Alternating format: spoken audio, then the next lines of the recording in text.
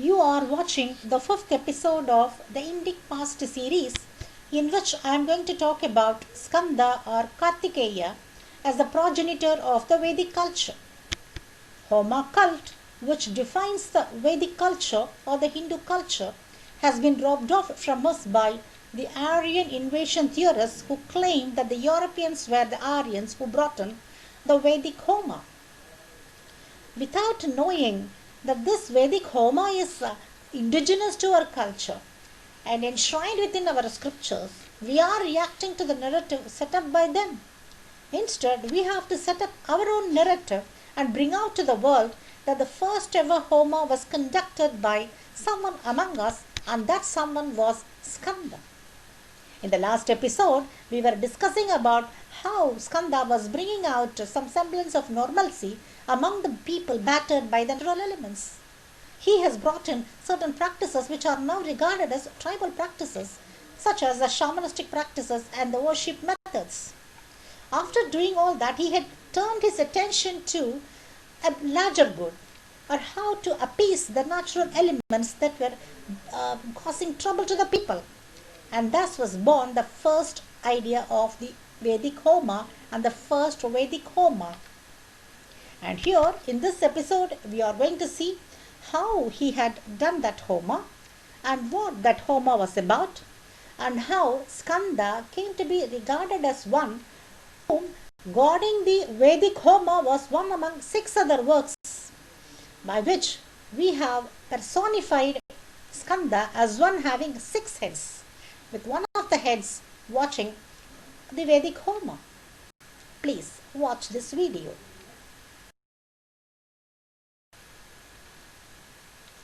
Swaha returns. In the second episode, we talked about Swaha and her interest in Adbhuta the fire. We talked about how she impersonated 6 Rishipatnis, while the 7th Rishipatni Arundhati stayed stable, and Skanda was born out of the union between Swaha and Adbhuta, was a story given by Markandeya in Mahabharata. And Adbhuta was born of sun, it was told then. And Vayupurana also says that Adbhuta was the son of Savana, which is the other name for sun.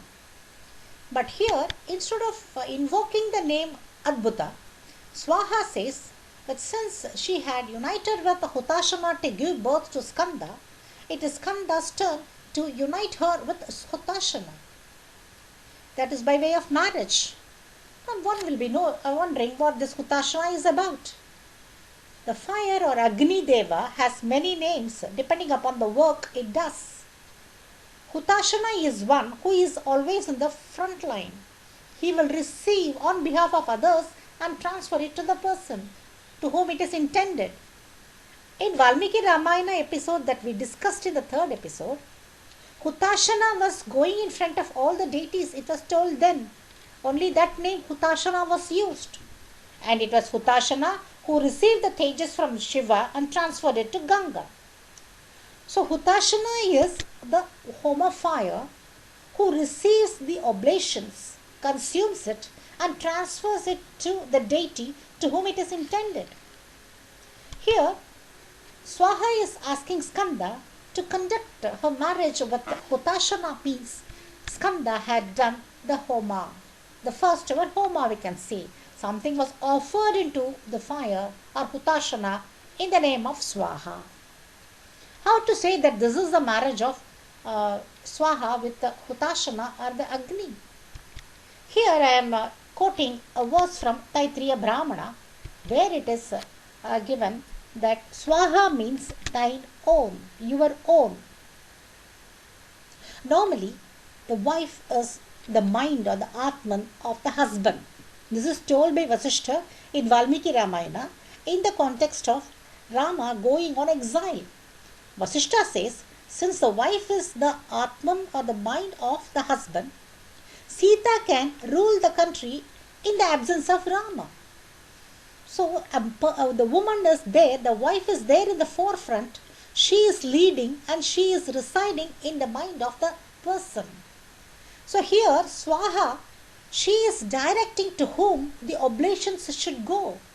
We say Prajapate Swaha means the oblation should go to the Prajapati. So, to the person to whom it should go, we say Swaha along with that.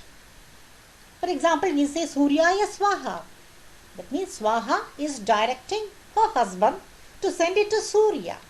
And her husband, Hutashana, receives it and sends it. He consumes it and sends it to the respective deity. That is how the marriage of Agni and Swaha can be recognized. So, by this we can say the first ever Vedic Homa was conducted by none other than Skanda. He was the one who united them both into a bond by using the name Swaha as the Atman of Hutashana. What was the name of the first Vedic Homa done by Skanda? We have ample evidence from Mahabharata itself in the version of Markandeya. Skanda has said, Havyam Kavyam Chayat Kimchid Vijamantra Puraskritam. He has told Swaha that from that time onwards, the people, the couples will start offering the oblations to the deities coupled with the name of Swaha, by which Swaha will always live associated with Agni. So this is the union of Swaha with Agni, which was proposed by and done by Skanda himself. This is the marriage of Agni and Swaha, which means Skanda had done the first ever Homa, and that Homa was known as Havyam, which is Havyavahana, and Kavyam, which is Kavyavahana, as per Vayu Purana. Havyavahana is Ahavaniya, meant for the deities, and Kavyavahana is Garhapatya, meant for the ancestors. Here I want to show a parallel from the Tamil tradition, which however doesn't talk about this Vedic Homa directly, but it does talk about Skanda preaching Om or Pranava Mantra to his father Shiva. Doesn't this sound ridiculous that Shiva is being preached Pranava Mantra by Skanda? So this could have been about the first Homa that Skanda had initiated. Instead of saying that it is a Homa, they have just made it so that Pranava Mantra was preached by him. And this also makes us wonder whether Om Upasana became known as Upasana, because till date the Vedic scholars say that there is no etymology available for Upasana and no one exactly knows what Upasana means. But Upasana is the offer of rice in the Agni, in Garhapatya, by the newly married couple to Agni and Surya. It should be done on twice a day, and one should do it throughout his life. So this Upasana is the first Homa. From after doing this only the other Homas can be done. This is the fundamental or the basic of the first Homa. Therefore, this should be associated with Skanda. And another one is Agnihotra. That is Agni, Surya, Prajapati. 3 deities are appeased by this. And this is done in the Ahavaniya. Since Skanda has mentioned about both Havyam and Kavyam. For Kavyam it is Upasana, and for Havyam it should have been Agnihotra, because that is the immediately next level Homa that is being done after Upasana is conducted. And in that also rice is used. And from the scientific experiments that are available today, we come to know that Agnihotra is capable of clearing the air, purifying the air of the poisonous gases. And Skandas lived in a time of volcanic bursts that released poisonous gases. People are suffering from that. So there is every possibility to say that both Upasana and Agnihotra were initiated by Skanda for the first time, by which we say that he was the initiator of the Homa cult.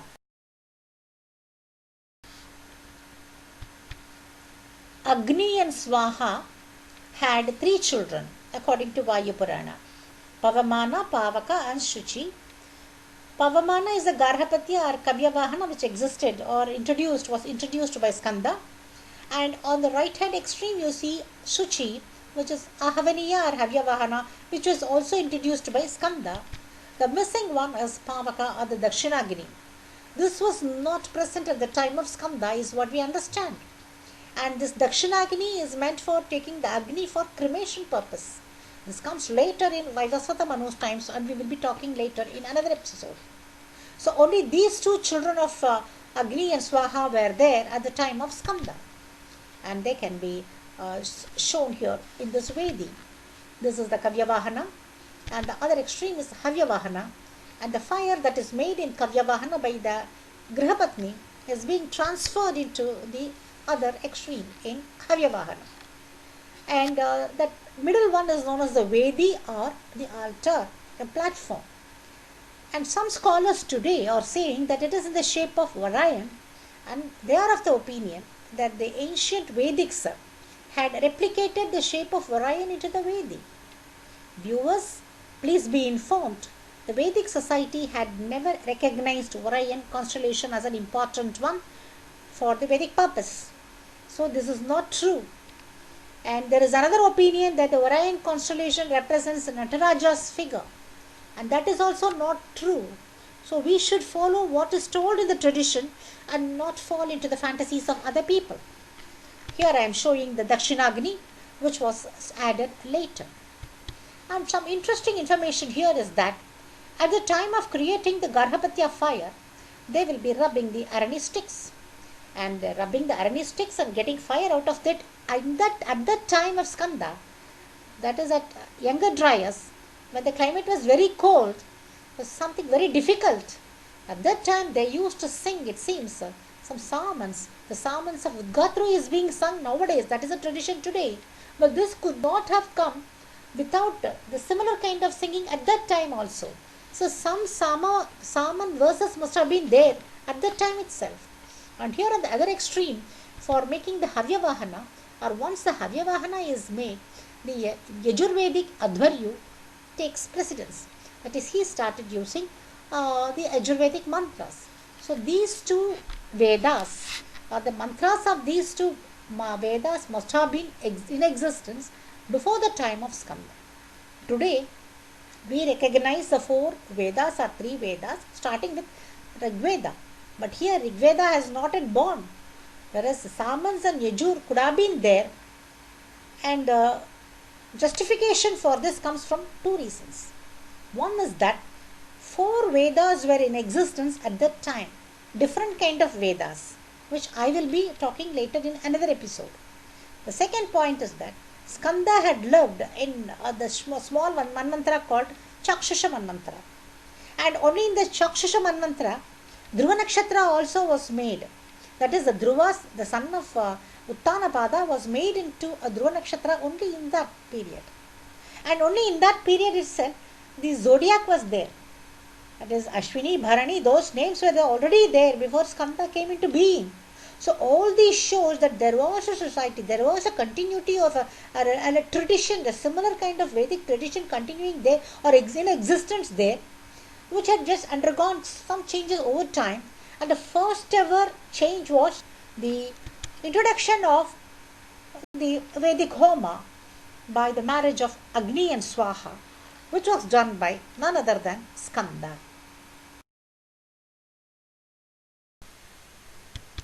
Skanda had lived at a time of fear from fire.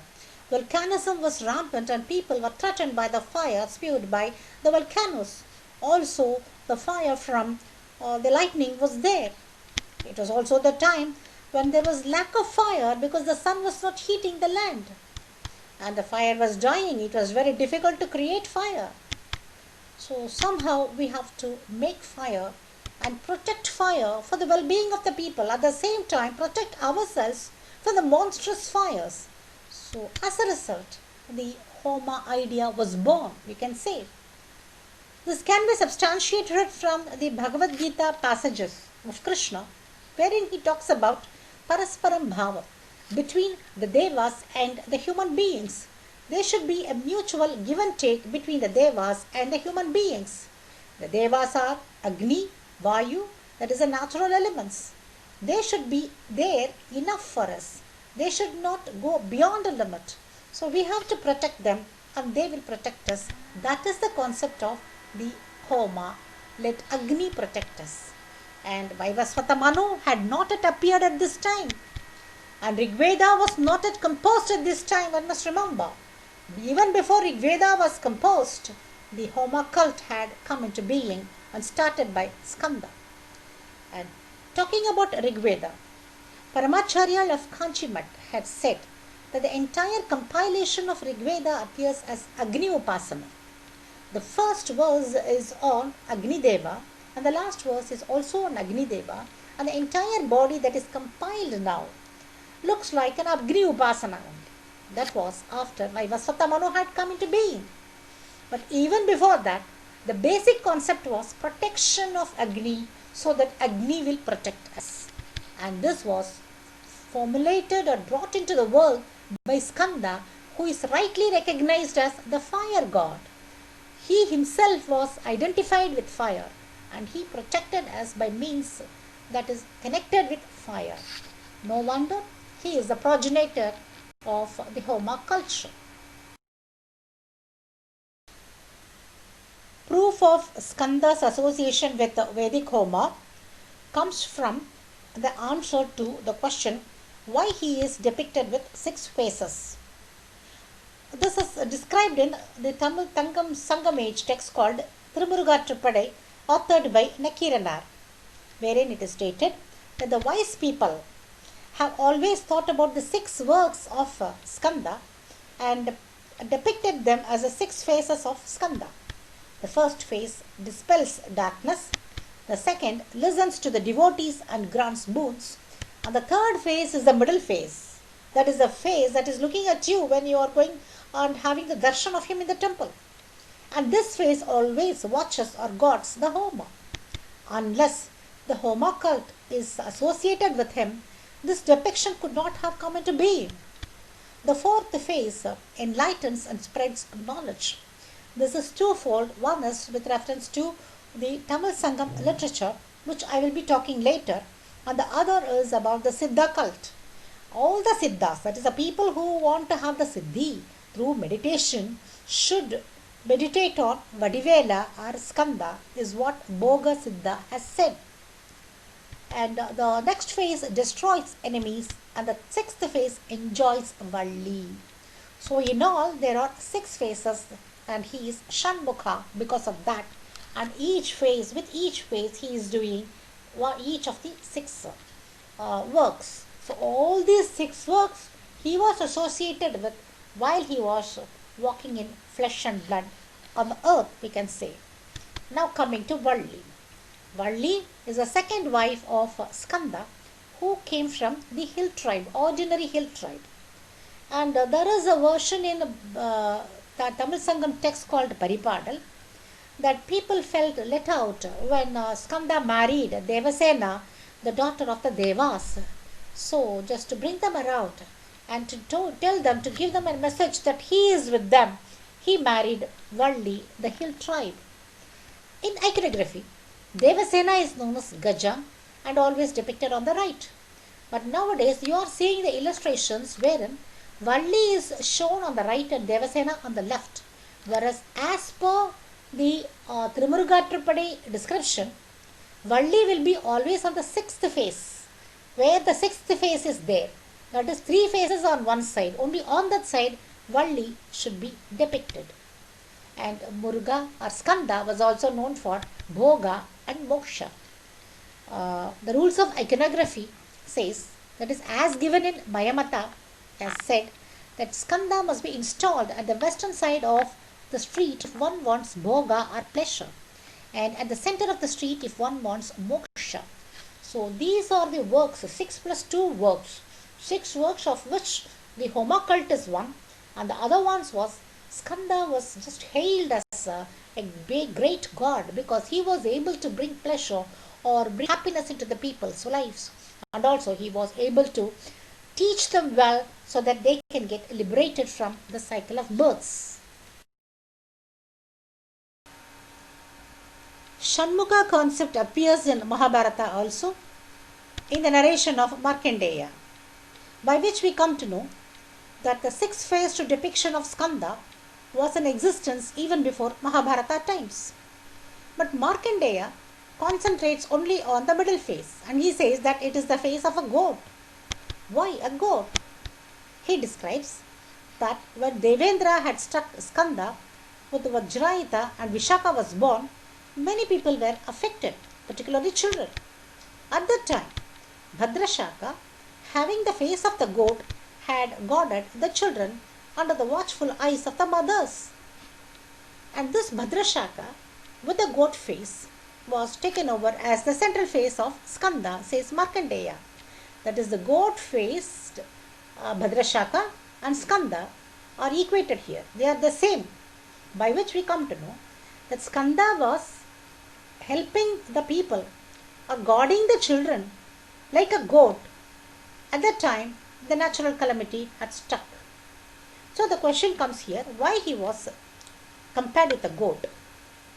And also, why these mothers are also coming into the picture? See, taking care of the children means motherly instinct. And Skanda had shown that kind of motherly instinct so much, that is why he has been associated with many mothers. He has got many mothers. Ganga, Agni, Kritika, the 6 Rishipatnis, Swaha, or whomever has come into his life was elevated as a mother. So with too many mothers, he has developed too many motherly instincts, and he was able to guard people with such motherly affection and care. Now, coming to the question of goat. According to the scientific researchers, goat was the first domesticated livestock species of the world before 10,000 years ago. And all the researchers are concentrating on Iran-Iraq stretch. But this one has happened in Southeast Asia. And there is every scope to say that many goats were there because the area was brimming with life and vegetation at that time of Younger Dryas. And another speciality of the goats is that they are lying down species. That means when the kids are born, the goats will take them to a safer place, put them in a safer place, come back and then go there periodically to feed the kids. So in the same way, Skanda as Bhadrashaka had taken the children or the youngsters to a safer place, evacuated them to a safer place, taken care of them by going over there periodically. And all this was done under the watchful eyes of the mothers. And Markandeya says, this Bhadrashaka's goat head was taken over by Skanda as the middle face, and it was always watched by Mother Shakti. So Skanda, always associated with mothers, is what we are coming to see or know from these episodes. And Shakti, by the mention of Shakti, the growth of Shaktism and Skandam together in a period 12,000 years ago at a place that is not in India but even outside India. That's what we are coming to see. And coming to the goat's face. The goat's face has a significance in Vedic Homa because Agni Deva rides on a goat or a ram. So whenever the goat is associated with, then it is about Homa. And the Homa was done for longevity and progeny by Skanda in those times because people were dying, and then the new youngsters even at womb were dying. So to protect the progeny, we had seen even how Devasena was named so that she will be giving longevity and progeny, and these two are possible through the Vedic Homa. That is what is being made out from this analysis of Shanmukha concept, and by the comparison and the combination of Tirumurugatrupadai concept of Shanmukha and the ideas on Bhadrashaka given by Markandeya in Mahabharata. Where was the first Homa done is a question for which we should seek answer. Here I am showing the southern tip of India where Tiruchendur is located. This is the place where Skanda retreated after the destruction of Shurapadma. It was originally a cave, and interestingly here Skanda is known as Shanmukha. He was known for the 6 works that he was associated with. Then another one is this Tiruparangundram, where he was supposed to have married Devasena. It was also a cave temple. The third place is Swami Malai, where Skanda was supposed to have preached Pranava Mantra to his father, which could have been the case of the first Homa being done, that is Swami Malai, known as Swami Malai. We don't know whether these places were originally associated with these events, but the possibility does exist because all these are near the coast and easily accessible by people from waters and also through the land, because at that time Sri Lanka and India was connected in this patch. Now looking at other evidences, here I am showing the rice growth evidence given by Fuller et al. The rice is very essential for Homa. The Upasana, Agnihotra, everything needs rice. The initial Homas need rice. So we should look at the map of the growth of rice in the olden times. Here I am showing the place as P and H.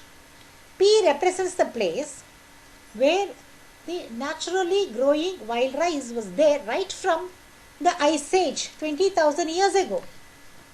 Whereas H has grown rice only in the last 9,000 years. That is from the early Holocene only. Only 9,000 years before present. Here we can see Tiruchendur. It comes under P. That means for 20,000 years long, this rice was naturally growing these places. So there is a possibility that they have collected rice and then used for the Homa purpose. And I am showing here another place which is H, which is the region of the olden Dwaraka, or the submerged place from where there is an evidence of activity from the time of 9,000 years BP according to marine archaeology. So here the rice evidence also shows only from 9,000 years onwards rice was cultivated here. And looking at the other places, this is the place of Madura that we already discussed in a previous episode and wondered whether that was southern Madurai. But look here, there is no rice around this place. So this could not have been the location of southern Madurai. We should remember Skanda was ruling from southern Madurai, now submerged. So this was not southern Madurai because there is no evidence of rice here. So this place is ruled out. That name Madura must have come into being by the people who have migrated over there from southern Madurai or due to some other reasons. And then looking at the other places, here also in the major region of Southeast Asia, which was above the sea level, rice was available from 20,000 years ago. And in Sahul, north of Australia also it was available. But look here, I am showing a question mark here.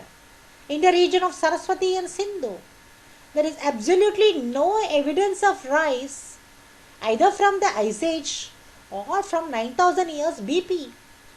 But here our Aryan theorists are proposing the idea that cultivation came from west. Throughout west on that side, there was no scope for any cultivation at that time because the land was still cold. 30 degrees north above, it was cold at that time during the Ice Age. Even in the region of Dwaraka, the rice was available from 9,000 BP only. Whereas in the region of Saraswati and Sindhu, there is absolutely no evidence of rice. So we are accustomed to talking about Saraswati very often because Saraswati is mentioned in Rigveda. But look here, Saraswati was not at all in the reckoning until 9,000 years before present. That is the revelation we are getting from this. And most of naturally occurring rice had occurred only in the Southeast Asian region or in the Tiruchendur region or southeast part of India, but not in the Gangetic plain also. All that came later.